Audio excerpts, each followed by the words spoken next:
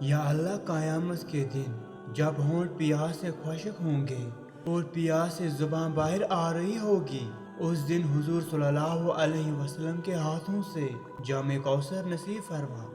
جب ماں چھوڑ کر جاتی ہے تو کوئی دعا دینے والا نہیں ہوتا، اور جب باپ چھوڑ کر جاتا ہے تو کوئی حوصلہ دینے والا نہیں ہوتا۔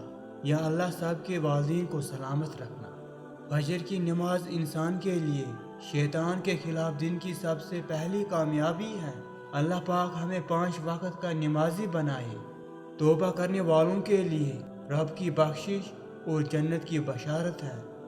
آج کل ہم اذان سنتے نہیں، صرف اس کے ختم ہونے کا انتظار کرتے ہیں۔ اللہ پاک ہمیں اذان سننے، اس کا جواب دینے اور اس پر نماز باجماعت ادا کرنے کی توفیق عطا فرما۔ رسول صلی اللہ علیہ وسلم کہا کرتے تھے، اے اللہ مجھے بری عادتوں، بری کاموں، بری خواہشوں اور بری بیماریوں سے بچا۔ اے اللہ جو والدین اپنی اولاد کے رشتوں کے متعلق پریشان ہیں، انہیں نیک رشتے عطا فرما۔ جنت میں جنتیوں کے لیے سب سے بہترین نعمت اللہ کا دیدار ہوگا۔ یا اللہ ہمیں اپنا دیدار نصیب فرما۔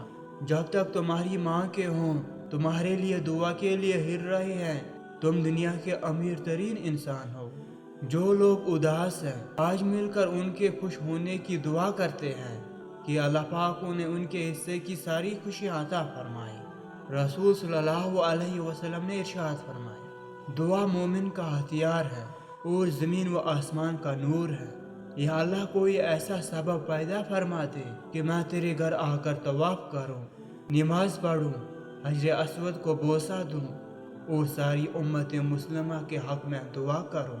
اے اللہ ہمیں جہنم کی آگ سے بچا۔ اے خدا مجھے آزاد کر میرے نفس کی بندش سے۔ میرے رب میں بے بس ہوں، تو میری مدد فرما۔ یا اللہ جو بیمار ہیں ان کی تندرستی عطا فرما۔